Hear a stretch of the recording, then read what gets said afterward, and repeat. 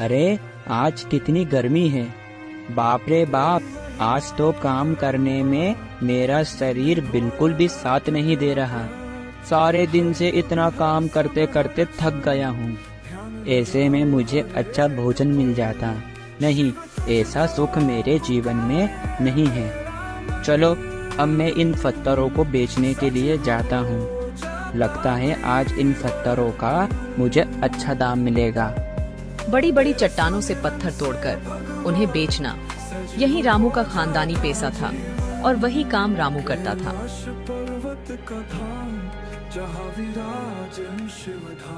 अरे रतन काका, आज मैं चट्टान से बहुत अच्छे पत्थर लेकर आया हूँ, आपको चाहिए?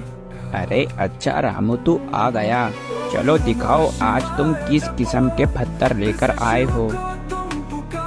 हाँ, देख कर ये पत्थर बढ़िया तो लग रहे हैं। लो, ये लो 50 रुपए। इतने पत्थरों का केवल 50 रुपए? रतन काका थोड़े ज्यादा दीजिए। अरे काका, आपको तो पता ही होगा कि चट्टान से पत्थर काटने में कितनी परेशानियां होती है और कितनी मेहनत लगती है। तुम्हारी बात मैं समझता हूँ रामू, पर मैं भी क्या करूँ। ये पत्थरों से मूर्तियाँ बनाने में भी बहुत खर्चा आता है और आजकल ये मूर्तियाँ बड़ी कम बिक रही है। तो फिलहाल तो मैं तुम्हें केवल इतने ही पैसे दे सकता हूँ। रामू रतन काका से पैसे लेकर आगे की ओर बढ़ता है। अरे मालती, तुम ये बाहर बैठकर क्या सोच रही हो? आज घर का कामकाज करने का तुम्हारा इरादा नहीं है क्या? अरे आप आ गए। अरे भाग्यवान, तुम्हारा ध्यान कहाँ है? मैं कब से यहाँ खड़ा हूँ। पता नहीं तुम ऐसे क्या सोच विचार में खोई रहती हो। अब मैं आपको क्या बताऊँ, मुझे हर समय यही चिंता सताती रहती है, हमें भी संतान सुख कब मिलेगा। अरे भाग्यवान, तुम फिर से ये बात लेकर बैठ गई। तुम्हें इस बात के अलावा और कुछ भी सोचता है? हम अगर तुम मेरा दुख नहीं समझोगे, लोग मुझे क्या कहेंगे। अरे भाग्यवान, तुम भी हो। अरे भाग्यवान, तुम क्यों उन लोगों की बातों में आती हो? और भाग्यवान, मुझे भी संतान को लेकर बड़ा दुख रहता है। अगर मैं ही दुखी रहा तो फिर तुम्हें कौन संभालेगा? और भाग्यवान, वो कहते हैं ना, जो हमारे भाग्य में होगा वो ही हमें मिलेगा। अगर हमारे भाग्य में संतान सुख लिखा होगा तो वो हमें जरूर मिलेगा। आज तुम्हें पत्थर बेचकर कितने रुपए मिले? आज घर में खाने लायक बिल्कुल भी चावल नहीं है। क्या केवल 50 रुपए? इससे क्या होगा? इससे तो एक समय का खाना भी नहीं आ पाएगा। भाग्यवान, अब मैं भी क्या करूं? मुझे पत्थर बेचकर केवल इतने ही पैसे मिले। राजू की कमाई से मालती बहुत दुखी थी और दूसरा दुख मालती को संतान सुख का था।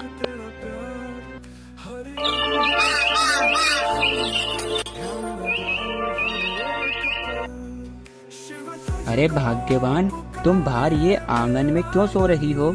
मेरा घर के अंदर बहुत तेज जी घबरा रहा है। अरे भाग्यवान, तुम्हें तो बहुत तेज बुखार आ रहा है। तुम्हें मैंने कितनी बार मना करा है कि ज्यादा दुखी मत हो करो, मगर तुम मेरी एक ना सुनती हो। अब देखा, तुम्हें बुखार आ गया। तुम मेरी चिंता मत करो, तुम अपने काम पर जाओ, मैं तो ठीक हो जाऊंगी। ठीक है भाग्यवान, मैं चलता हूँ। तुम अपना ख्याल रखना। मैं आते समय तुम्हारे लिए कुछ औषधि लेकर आऊंगा। इतना कहकर रामू अपने घर से काम के लिए निकल जाता है।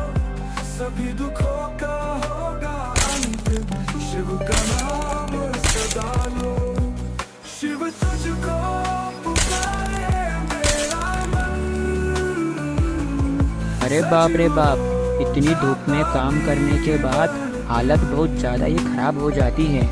मगर आज समय रहते मैंने ढेर सारे पत्थर तोड़ लिए। अब मैं यहाँ बैठकर खाना खा लेता हूँ, फिर इन पत्थरों को मैं बेचने जाऊँगा। अरे अरे, ये क्या? ये तो कल रात के मालती के हिस्से के चावल हैं। इसका मतलब कल रात में मालती ने कुछ नहीं खाया, इसी वजह से आज सुबह उसकी तबीयत खराब थी। हे ऊपर वाले, कुछ तो कर। अब मुझसे भाग्यवान का दुख देखा नहीं जाता। इतने ही बीच में वहाँ से एक साधु महाराज निकल रहे थे। अरे, ये तुम चट्टान पर बैठकर क्यों रो रहे हो? कुछ नहीं साधु बाबा, वो मैं चट्टान से पत्थर तोड़ रहा था तो अचानक से एक पत्थर मेरे पाँव पर आ गिरा, जिसके दर्द के कारण मेरी आंखों से आंसू आ गए। अगर बेटा तुमने मुझसे झूठ कहा तो मैं अभी तुरंत ही तुम्हें शराब दे दूंगा। जो कुछ भी है तुम मुझे सच बताओ कि तुम क्यों रो रहे हो।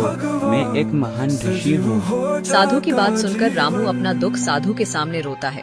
साधु महाराज, अब मैं तुम्हें क्या बताऊं। मैं अपनी गरीबी से बड़ा दुखी हूँ और उससे भी कई ज्यादा दुखी। मेरी भाग्यवान संतान सुख नहीं होने के कारण हमेशा दुखी रहती है महाराज जी, और ज्यादा दुखी होने के कारण आज तो उसकी तबीयत भी खराब है। बस बेटा, इतनी सी समस्या के कारण तुम रो रहे हो। मैं हूँ ना, मैं तुम्हारी समस्या का समाधान चुटकियों में कर दूंगा। बेटा, मैं तुम्हें ये जादुई आम का फल देता हूँ। तुम इसे अपनी पत्नी को खिला देना। इसे खाने के बाद कुछ ही महीनों में तुम्हारी पत्नी को संतान सुख प्राप्त होगा। क्या साधु महाराज, ये आम खाने से हमें संतान सुख प्राप्त होगा? हाँ बेटा, अवश्य। जब तुम्हें संतान सुख प्राप्त हो जाएगा तो फिर तुम उस संतान को मेरे आश्रम में लेकर आना। मैं वहाँ उसे आशीर्वाद दूंगा। साधु महाराज, अगर हमें संतान सुख प्राप्त हुआ तो मैं उस संतान को लेकर आपके आश्रम जरूर आऊंगा। और जल्दी से पत्थर बेचकर अपने घर जाता है।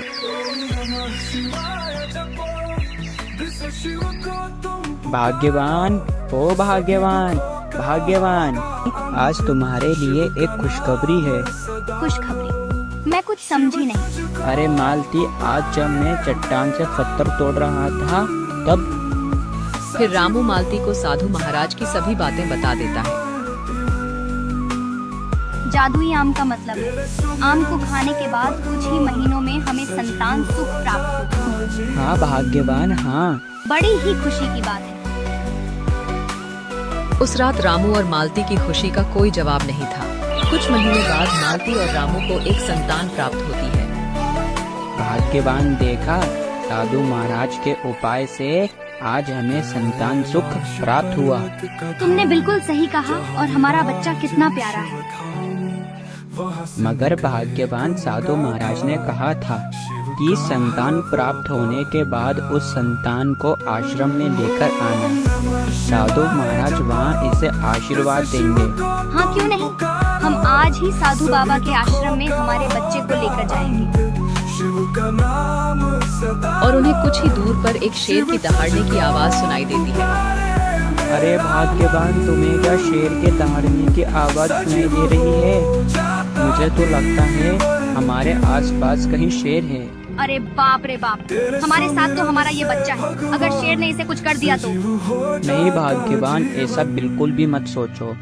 भाग्यवान, मैं एक काम करता हूँ। जब तक तुम हमारे बच्चे को यहीं लेकर खड़ी रहो, जब तक मैं आगे जाकर देखता हूँ। रामू आगे की ओर जाता है।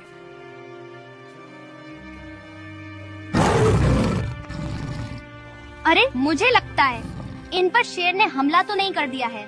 मैं वहाँ पर जाकर देखती हूँ। इसे वहाँ ले जाना ठीक नहीं होगा। एक काम करती हूँ, मैं इसे यहीं पेड़ के नीचे पत्तियों से छिपा देती हूँ। मालती उस बच्चे को एक पेड़ के नीचे पत्तियों से ढक देती है और वहाँ से आगे की ओर जाती है। और थोड़ी ही देर में वहाँ से साधु बाबा का निकलना होता है। अरे बाप रे बाप, इतने घने जंगल में ये बच्चे की रोने की आवाज कहाँ से आ रही है? मुझे लगता है ये पत्तियों के ढेर के अंदर से ये बच्चे के रोने की आवाज आ रही है। जैसे ही साधु बाबा पत्तियां हटाते हैं तो उन्हें मालती और रामू का बच्चा नजर आता है। अरे राम राम राम, इतने छोटे से बच्चे को इतने घने जंगल में, वो भी पत्तियों के नीचे, कौन छुपा कर गया है? ये बच्चा कितना मासूम है। ये बच्चे को ये जंगल में रखना सही नहीं होगा। यहाँ पर इसे कोई जीव जंतु हानि पहुँचा सकते हैं। एक काम करता हूँ, अभी इसे मैं अपने साथ ले जाता हूँ।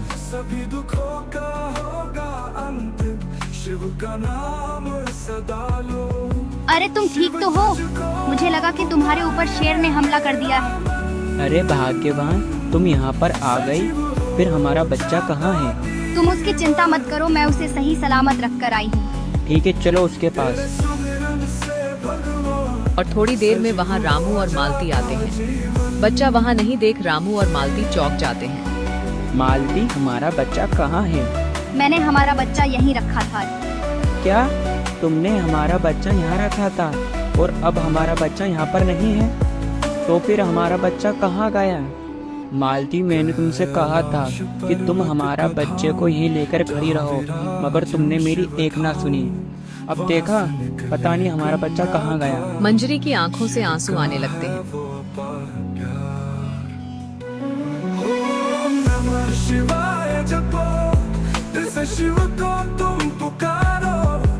अब रोने से क्या होगा भाग्यवान? अब रोने से कोई हमारा बच्चा वापस नहीं आ जाएगा। पता नहीं हमारे कैसे कर्म हैं। कि बड़ी मेहनत से तो हमें संतान प्राप्त हुई और उसके बाद भी वो संतान हमारी नहीं हुई। चुप हो जाओ मालती, चुप हो जाओ। सजीव हो जाता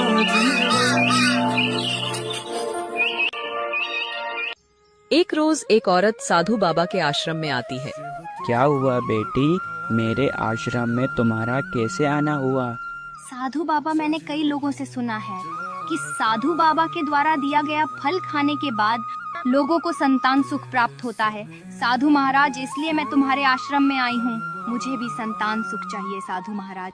अच्छा बेटी, तुम संतान प्राप्ति के लिए यहाँ आई हो। ये औरत मेरे पास संतान प्राप्ति का उपाय जानने आई है। एक काम करूं, जो मुझे बालक मिला है वो बालक मैं इस औरत को दे दूं। वैसे भी जब से ये बालक आया है, जब से मैं तपस्या नहीं कर पा रहा हूँ, मैं ठीक ऐसा ही करता हूँ। ये बालक मैं इस औरत को ही दे देता हूँ। अरे बेटी, तुम्हें संतान सुख चाहिए ना, तो फिर तुम ये बालक को ले लो। ये कौन का बच्चा है? बेटी, मुझे ये बच्चा इस जंगल में मिला था। साधु महाराज उस औरत को सारी बातें बता देते हैं। बेटी, मैं तुम्हें ये बालक देता हूँ और तुम इस बालक का बढ़िया से ख्याल रखना। साधु महाराज, आपका बहुत बहुत धन्यवाद जो आपने मेरी मनोकामना पूरी की। साधु महाराज, आप बिल्कुल भी चिंता मत करिएगा, मैं इस बच्चे का ख्याल रखूंगी। साधु महाराज बच्चे को उस औरत को दे देते हैं। शिव का नाम सदा लो, शिव तुझको पुकारे मेरा मन। एक दिन जब साधु महाराज घर घर जाकर गांव में भिक्षा मांग रहे थे, तब उन्हें रामू का घर नजर आया। रामू, ओ रामू, रामू। सजीव हो जाता जीवन। अरे रामू, अब तक तो तुम्हें संतान की प्राप्ति हो चुकी होगी, मगर मैंने तुम्हें कहा था जब तुम्हें संतान प्राप्त हो तो उस संतान को तुम मेरे आश्रम लेकर आना। मैं वहाँ उसे आशीर्वाद दूंगा, किंतु तुम नहीं लेकर आए। तुम बड़े स्वार्थी निकले रामू। अब साधु महाराज, मैं आपको क्या बताऊं? हमें संतान की प्राप्ति हुई तो थी, मगर क्या रामू, साफ साफ कहो। अरे साधु महाराज, हम हमारी संतान को तुम्हारे आश्रम पर ही लेकर आ रहे थे, तब अचानक से। रामू ने साधु महाराज को जो जो उस दिन हुआ था वो सब बताया। यह सुनकर साधु महाराज चौंक पड़े। साधु महाराज अच्छी तरह से समझ गए थे कि वो बच्चा जो कजरी को दिया है वो रामू और मालती का ही बेटा है। क्या तुमने तुम्हारे बच्चे को कुछ पत्तियों के नीचे छुपा कर रखा था? जी गुरुजी। रामू, उस दिन तुम अपने बच्चे को उस पेड़ के नीचे पत्तियों से ढक कर गए थे, तब। साधु महाराज ने सारी बातें बताई। साधु महाराज, आप धन्य हो, अब धन्य हो जो आपने हमारे बच्चे की जान बचाई। मगर साधु महाराज, मेरा पुत्र कहाँ है? कृपा करके मुझे मेरे पुत्र के पास लेकर चलो। मगर अब मैं तुम्हें क्या बताऊं? तुम्हारा पुत्र मेरे पास ही था, मगर एक रोज एक औरत मेरे आश्रम में आती है और वो औरत भी संतान प्राप्ति का उपाय जानने आई थी, और मैंने तुम्हारा पुत्र उस औरत को सौंप दिया, क्योंकि जब से तुम्हारा पुत्र मेरे पास आया था तब से मैं तपस्या नहीं कर पा रहा था, और मुझे लगा कि अब इसे कोई लेने नहीं आएगा, इसलिए मैंने वो बच्चा उस औरत को सौंप दिया।